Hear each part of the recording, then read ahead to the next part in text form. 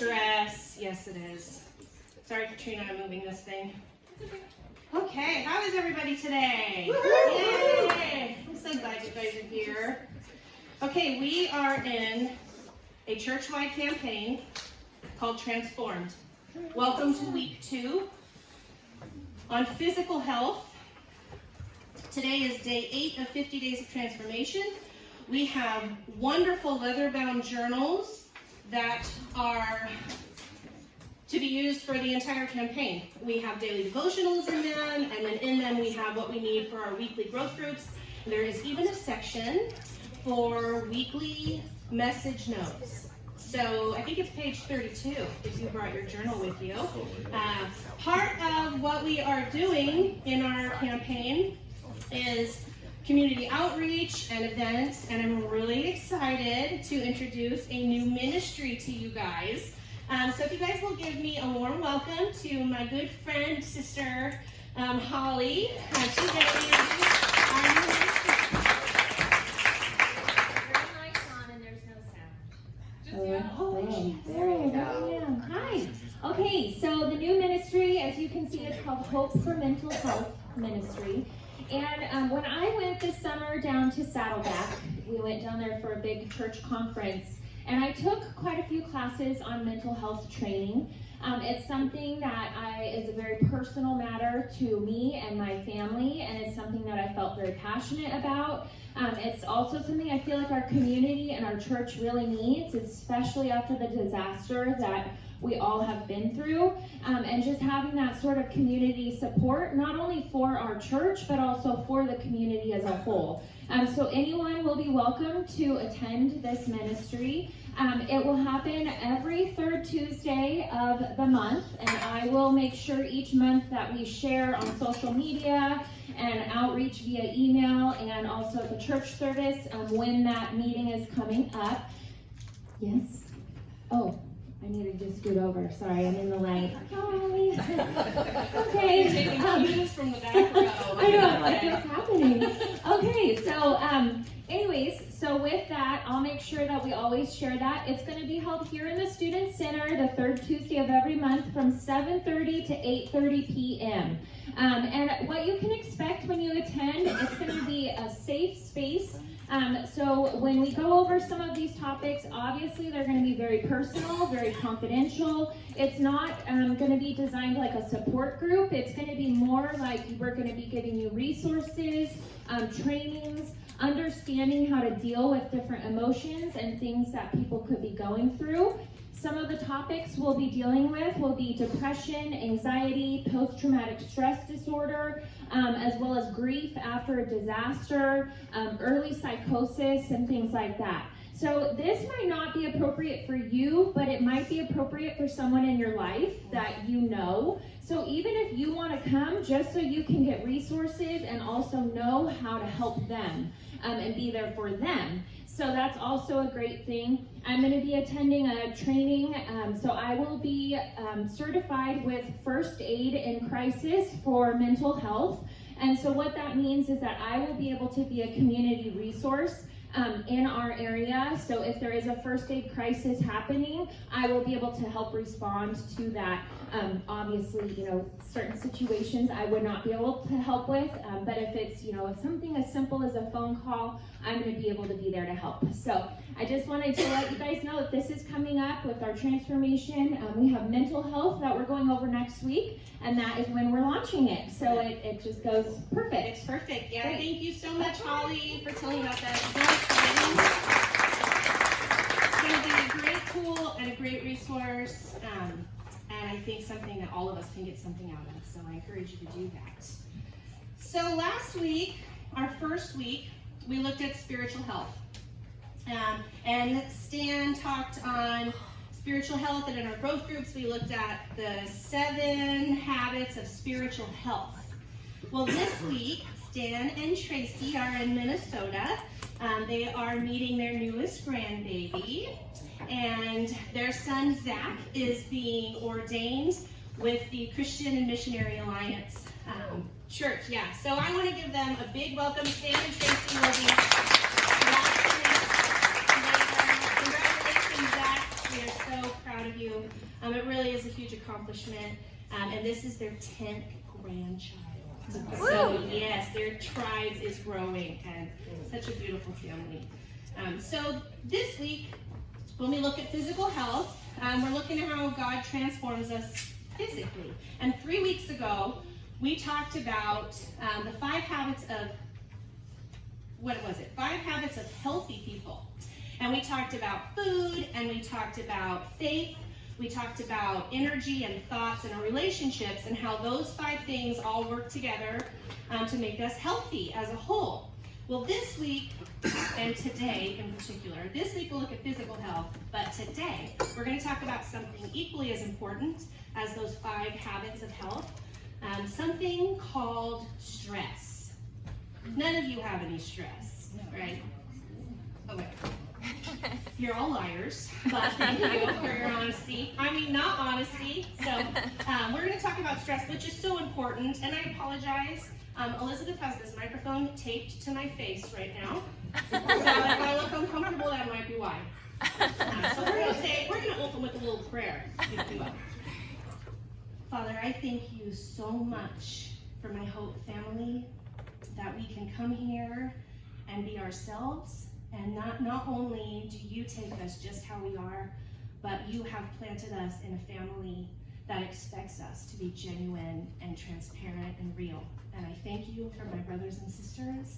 And I just pray today that you will bless us with your word, that you will guide us to what you have for us, and just open us up and fill us. And we love you. We dedicate this to you today. In Jesus' name, amen. Amen. Okay, Hope. So here's the thing about stress. At its core, stress is simply a response, okay? So stress is when you have a threat, whether a real threat or a perceived threat. Your body feels threatened by an emotional, physical, spiritual, or mental threat. You have these stress responses that come on your body. And like I was mentioning earlier, your pulse starts to quicken, your blood pressure shoots up, you get adrenaline pumping through your veins, and a whole slew of other things that your brain does to you physiologically. And it's natural. So this is something that is designed for you. It's good. And if you were in danger and you found yourself in a real situation, it would give you the edge to survive. Does that make sense? So this is a good thing for you. However, if we stay in a state of stress, something may be called chronic stress, it's really bad for our body because it never shuts down. And the truth is that many of us, most of us, live in a state of chronic stress. And it's dangerous and absolutely devastating to your physical health. It damages your brain. It messes with your organs. The truth is that chronic stress can ultimately kill you. Now, that's great, right? Great news! Yay! Okay, so what causes stress? And I'm interested in what causes stress in your life. So if you guys could just give me some feedback here, just holler out a couple things. What causes stress in your life? Work. Work. What? Life. I know that's not true for you, Darby, wherever you are.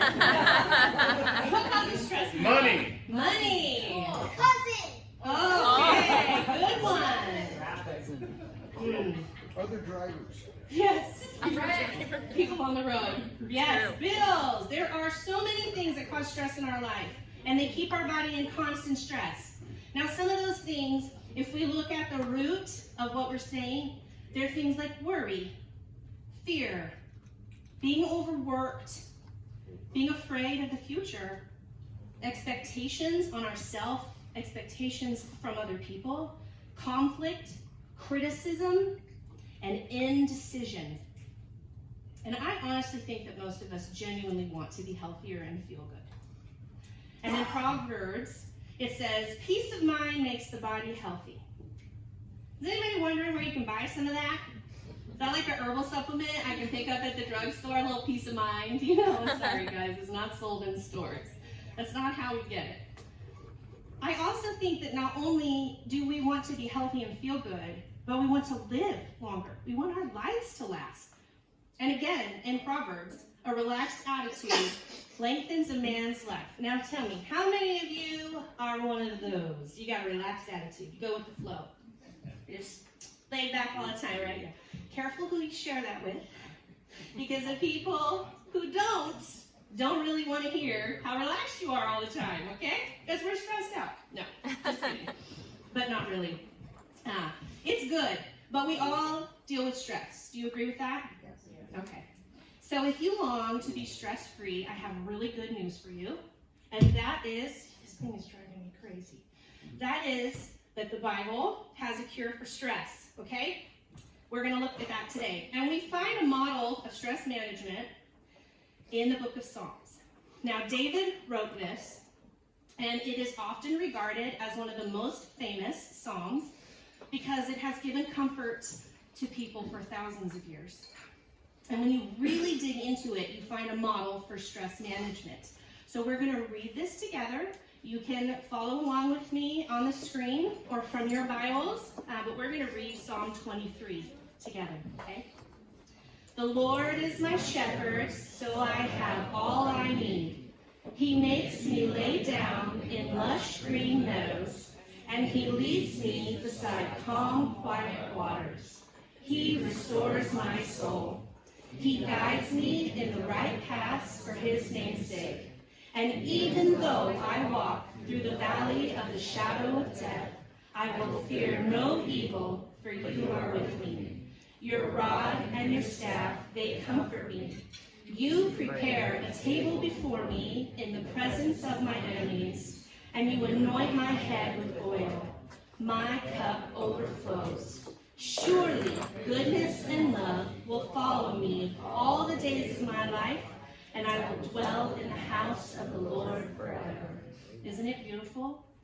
Now from this, we're going to find 7 spiritual habits that reduce stress. And you are going to want to write these down.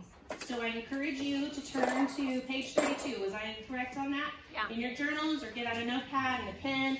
If you need anything, the ushers and people can help you, ask around you. But the first thing that we're going to pull from this is look to God to meet all my needs. We often worry of whether we're going to have what we need when we need it, and that causes us stress. Now, we're just going to point out really quickly here that it doesn't say what I want. It doesn't say all that I want. And sometimes we have to take the time to differentiate between what we want and what we actually need. Because, guys, we are kind of spoiled. So what do you need? Think of your emotional, your mental, physical, and spiritual needs. And who or what are you looking toward to meet those needs? It is an unrealistic expectation that any one person in your life can meet all of your needs. No human can meet all of your needs. A human cannot complete you emotionally or make you feel secure. And a human cannot fill that God-shaped hole in your heart. Only God can do that. And so we have to go to the true source of security, the true provider of all of our needs. Everything that we have comes from God. So here, go with me on a little journey here. I want you to think about your water faucet, okay? In your house, your apartment, or your trailer, wherever you reside currently, I want you to go to your water faucet. And you turn that on and water comes out, right? But you know that the faucet is not the source of the water, because the water is connected to lines that are connected to the city somewhere, or the town, or the well. And then that has some kind of a water storage, and that is linked to something else where the water comes from and is held. So where does the water actually come from? Lake. From the rain that gets into a lake. And who makes it rain? God. God makes it rain. So who is the source of our water? God. And the same is true with every other avenue in our life. With your finances, with your relationships. God is the source of everything good in your life. And all kinds of avenues that comes to you. Okay? So we need to go to the source if we really want security. Put our security in the source. It is not wise to put your security in things that can be taken from you. You can lose your job. You can lose all of your money. Your status can be changed. I promise you that your looks will fade. Your marriage can dissolve. Your kids will grow up and move out. But you cannot lose your relationship with Christ. It is secure forever. In Romans 8:32, we see, since God did not spare even his own son for us, but gave him up for us, won't he also surely give us everything else we need? God loves you so much that he gave up his son for you. Doesn't it just make logical sense that he would give us everything else that we need as well? It just makes sense. This last year of my life has significantly changed how I see need. And I have spent quite a bit of time reflecting on those needs and what God has done in my life. And I cannot think of a single time that I actually went without my needs being met. I can think of many times that I refused to accept how God was providing for my needs. But even the night that we realized that we had feasibly lost every tangible thing we owned, we didn't go without our needs being met. We had shelter, we had food, we had people who loved us, and God was there to comfort us. Amen. And we didn't go without our needs being met. It surely was different than how it did before, and I wasn't sure what the next day would look like. But every day from that moment on, every need was met right when it needed to be. So guys, we really have to stop looking to people and things to fulfill our needs, because they can't. It comes from God. People will let us down, but God will never let us down. And I'm telling you that this single change in our thought and how we see ourselves and our lives would dramatically reduce our stress. It would just change so much right there. And this is the foundation of stress management. The Lord is my shepherd. I have everything I need. So we're going to say that together, okay? The Lord is my shepherd. I have everything I need. Can you feel your stress going down already? Once we can stand securely on how our needs are met and who it comes from, we can move on to habit number 2, which is to prioritize regular rest. I'm going to give you full permission to go home and take a nap, okay? So how many of you have so much to do, there is no actual way you'll get it all done? Thank you, because I know I'm not the only one. We have so much stuff to do. Our to-do lists go on and on and on. And one of the things that cause chronic stress in our lives is feeling overwhelmed with expectation and overworking ourselves. We feel like our life is dependent on completing our to-do list, on making a certain amount of money, of having a certain lifestyle that looks a certain way. So we work and we work and we work. But I want you to consider something with me here. If God wanted to, he could have made human beings without the need for sleep. Now, can you even imagine how much trouble we would all be in if none of us had ever had to sleep? It would be crazy. But if God's priority for your life was for you to work endlessly, then why did he create you with a need to sleep for roughly a third of your life? He wants us to learn the importance of rest. It's about rest. It's so important to him, in fact, that he put it in the Ten Commandments and he modeled it in creation. And you see it over and over again in the scriptures. In fact, Jesus taught that the Sabbath was made for man, not man for the Sabbath. It's good for us. He planned for us to get a day off. Can I get an amen on that? Amen. God planned for me to have a day off. I love it. Okay, but we overlook it constantly. And we put our to-do list before our time off. before our rest. And the truth is that we pay for it with stress. We pay for it. The second verse in David's stress management model is rest. In verse 2, it says, he makes me lie down. So your body already knows how important it is to rest. And I'm pretty sure that I could get a whole bunch of testimonies on working too hard and getting sick. If you don't take time off, your body will make time off. Yes? Yeah. Even Jesus rested, you guys. You see over and over again in his ministry where he took time to get away. And he got away from the crowds. Sometimes he got away from his own very best friends. But he took the time to rest. It's important. So when we look in Exodus what God says about taking a day off, God says you have 6 days each week for your ordinary work. But on the 7th day, you must stop working, even during the seasons of plowing and harvest. So even during your busiest season, you must prioritize regular rest.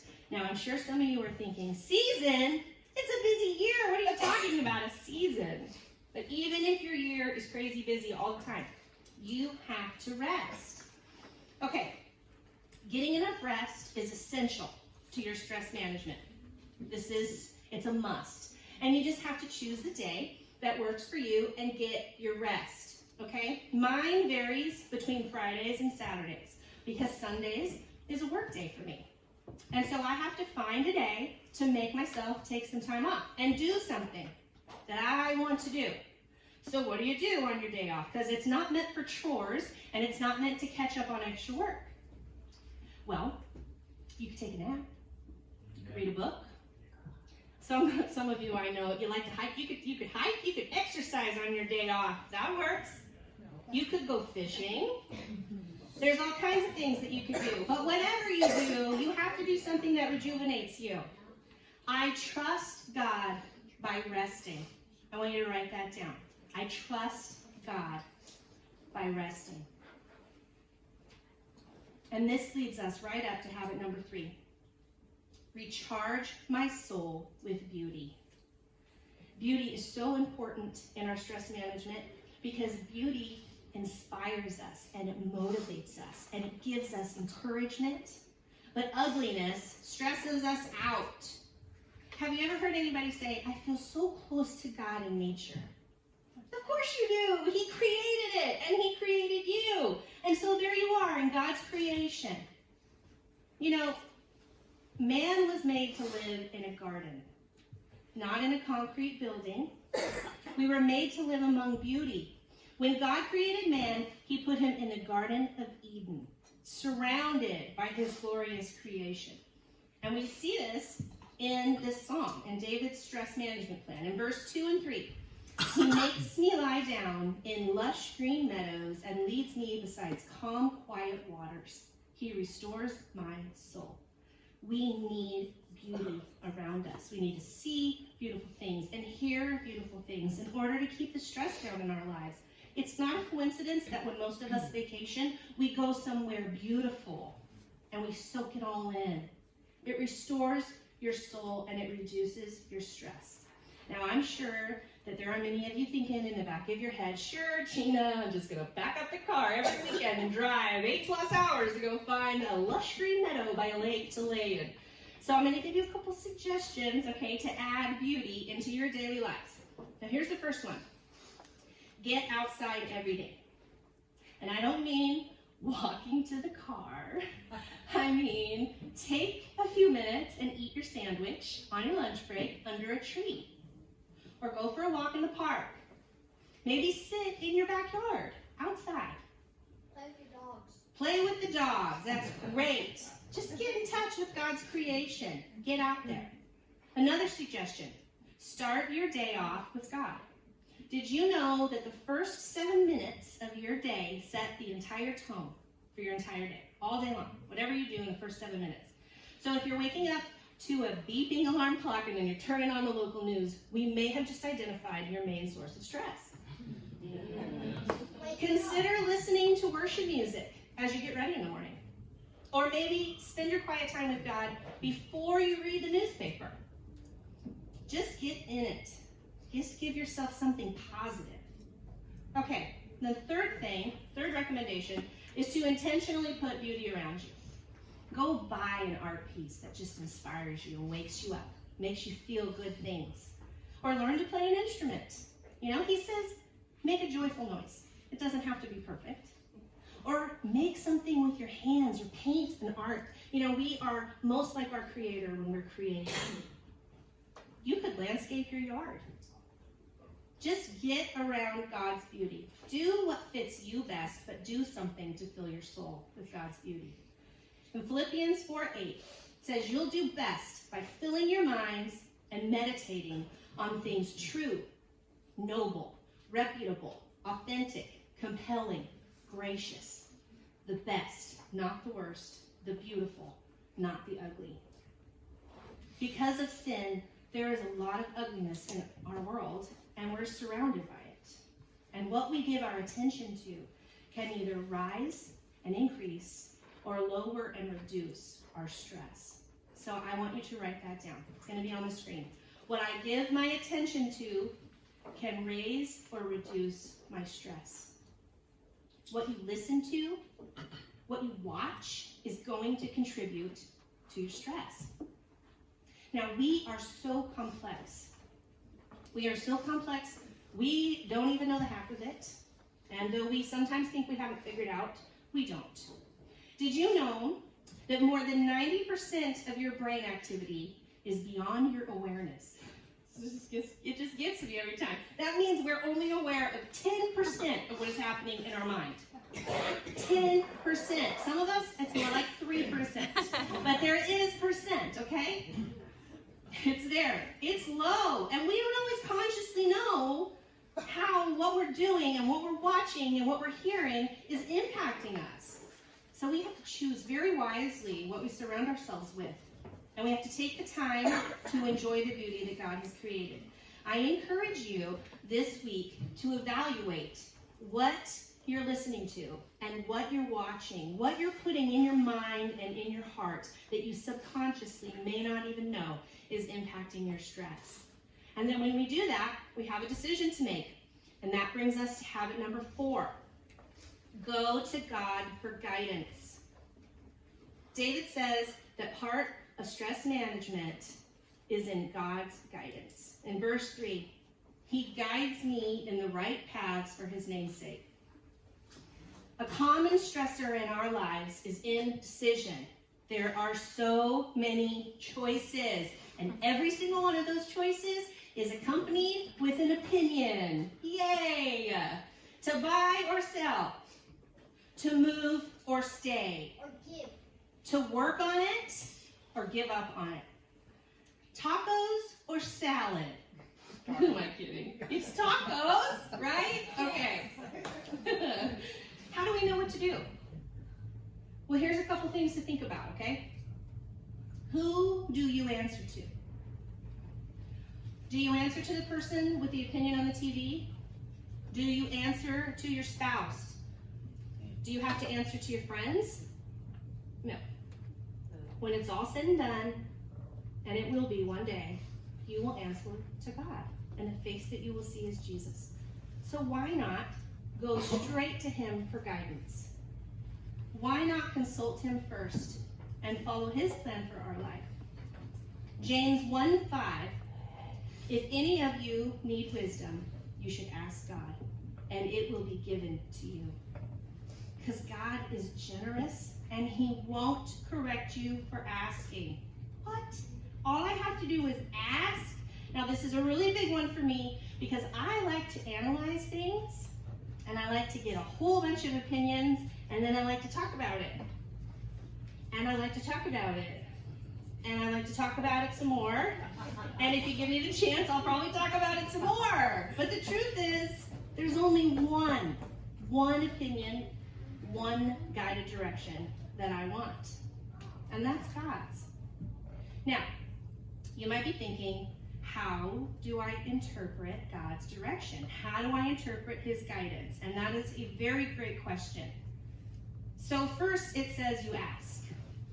So ask and pray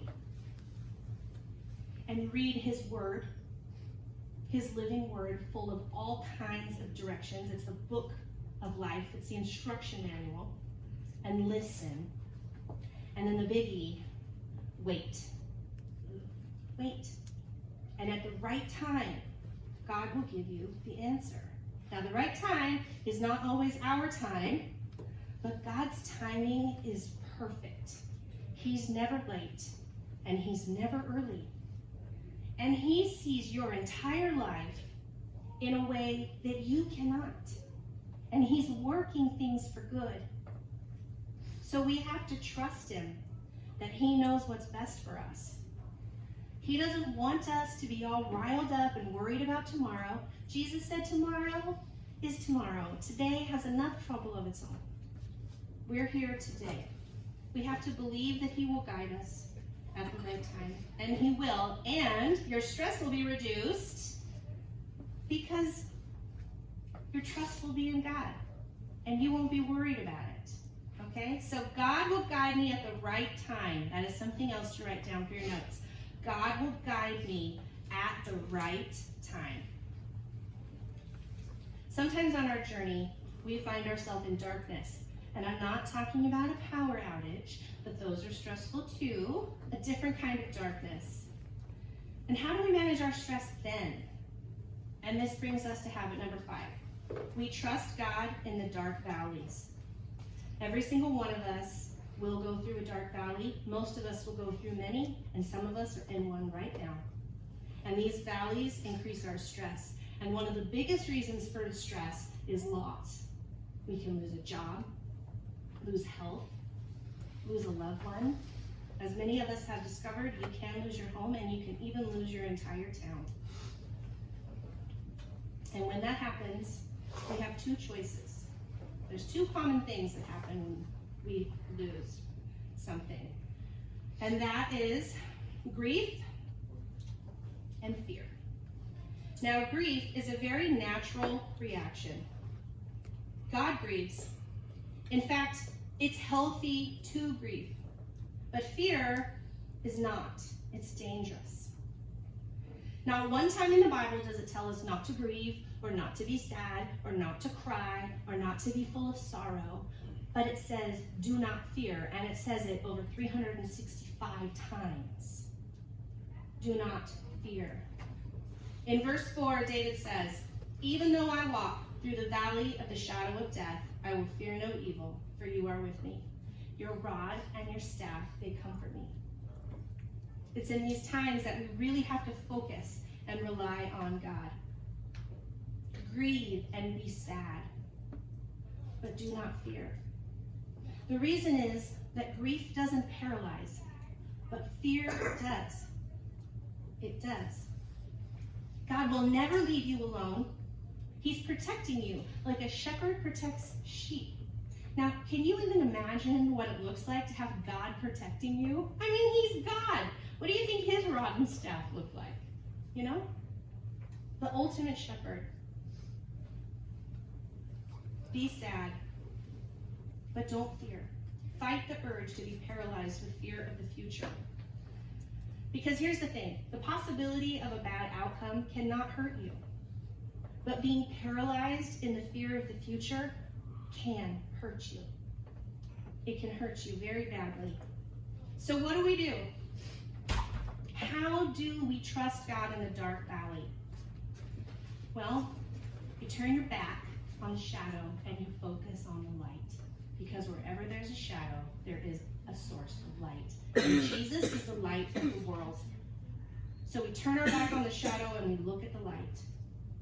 David prayed in Psalm 142:3, when I am ready to give up, he knows what I should do. So in your dark valley, focus on Jesus and trust God for your future. Because he knows the future. And we don't have to know the answers because God does. He knows all the details, all of the pain, and all of the worry. And he's watching, and he's protecting you, and he's taking care of it. And he will never leave you alone. I don't have to know the answers when I know God. I want to say that together. I don't have to know the answers when I know God. Okay. So what about when we're not in a dark valley, but we find ourselves in a dark alley, and people are criticizing us, and the rumor mill is running, our back's against the wall, and we are ready to throw down? What do we do then? This brings us to stress management habit number 6. Let God be my defender. Would you agree that conflict and criticism is a source of stress? Yes. And it's everywhere. We live in a world surrounded by people who disagree with us. You know, the one guy who just wants to argue about everything. They don't like us. Maybe it's jealousy, maybe it's fear, we don't really get to know. Maybe they don't like Jesus. So they put us down and they pick at our faith. They're rude and critical and negative, and thanks to the internet, you don't even have to know somebody to be criticized by them. And they'll almost say worse than they would to your face. So how do you handle rude people? How do you handle mean people? You don't. You don't. You let God handle it. You let God be your defender. And we see this in David. He was attacked. He was hunted. He was criticized. He was talked about and slandered by King Saul because he was meant to replace him. But he never said a single bad word about him. And in verse 5, he says, "You prepare a table before me in the presence of my enemies, and you anoint my head with oil, my cup overflows." And what he's saying here is that God is so good to me, he prepares a banquet for me right in front of my enemies. He anoints my head with oil, telling them that I am his chosen one. My cup overflows. God blesses me in spite of my critics, in spite of the people who attack me. In Psalm 18, 1 and 2, David says, "How I love you, Lord. You are my defender, my protector, and my strong fortress. In you I am safe. You protect me like a shield." The thing is, it takes a whole lot of faith and humility to be silent when people are criticizing you, or to not retaliate. When the rumors are spreading around and people are talking, people are rude and inconsiderate, they're criticizing you, they're criticizing your beliefs, it takes a whole lot of faith and humility. You know, when Jesus was accused, he didn't even dignify the accusation with a response. He didn't say a word. God is the ultimate defender. Have you ever heard the saying, "What others think of you is none of your business"? It's so true. It's not your business. Let God defend you. Now, trusting God to defend you and letting go of that responsibility to correct people and defend ourselves will significantly reduce your stress. You have to have faith that God will take care of it. Faith that God will take care of each person in his own time. God will take care of you. Will you write that down? God will take care of me. And this brings us to our 7th spiritual habit to reduce stress. Expect God to finish what he starts in me. Our expectations on our life directly impact our stress. Any of you a what-ifer? You know what I'm talking about. Yeah, you do. What if everything goes wrong? What if I lose my job? What if I don't have enough money? What if somebody walks out on me? Or what if I die tomorrow? And this can cause a lot of stress. But what if everything goes right? What if I have more than enough money? What if I love my job? What if my marriage lasts my whole life? Our stress is directly connected to what we expect. David closes his psalm and his stress management model with an expectation. In verse 6, "Surely goodness and love will follow me all the days of my life, and I will dwell in the house of the Lord forever." He is expecting goodness and love, confirming that no matter what happens, he's going to heaven anyway. Can you imagine how different your stress level would be if you expected nothing but goodness and love in your life? Choose to expect the best and you will feel your best. You can write that down too. I expect the best to feel my best. You should tell yourself that every morning. Expect God to finish what he started with you, and expect it to be wonderful, because it will be wonderful. 7 steps for stress management. Those are the 7 spiritual habits that reduce stress. Now, I don't know what burden you're carrying, and I have no idea what your personal stress level is like. But I do know that you are not alone. Jesus wants to help you with it. He wants to help you carry it. In Matthew 11, 28 through 30, Jesus says, "Come to me, all you that are weary and carrying heavy burdens, and I will give you rest. Take my yoke upon you and learn from me, for I am gentle and humble in heart, and you will find rest for your souls. For my yoke is easy and my burden is light." Jesus invites you to come to him with your burdens, with your stress. Not to get rid of it before you come. Bring it to him. He wants to help you carry it. He wants to lighten your load. He wants to teach you. He loves you so much. And he wants you to have a life free of stress, an abundant life with goodness and love. So bring your stress to him. Bring your burdens to him. Let's all stand together as we say a prayer. Father, I know that there are many people tired and worn out. There are so many different things that create stress in our lives. Many of us in this room right now are suffering with chronic stress. We're stressed out by fear, worry, conflict, and criticism. We're overwhelmed and we're overworked. Lord, help us to do it your way. Pray this with me in your heart right now. You just say this in your heart as we pray. God, I look to you to meet all of my needs, and I trust you to provide.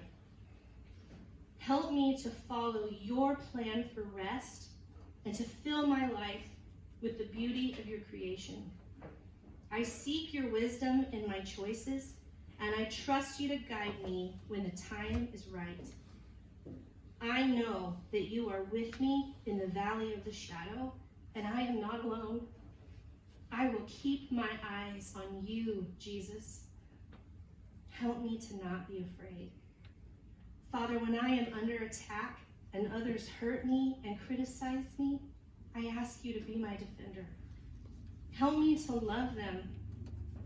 Help me not to use unkind words against them, but to pray for them and trust you to defend me. God, I expect you to finish what you have started in me, and I surrender all of my what-ifs to you today. And starting right now, I expect goodness and love to follow me all the days of my life. Jesus, I need your help on this journey. I choose your way. I invite you to take over every area of my life and my mind. Replace my stress with your peace. In your precious name we pray. Amen. Let's remain standing, and we're going to sing about the love of our God.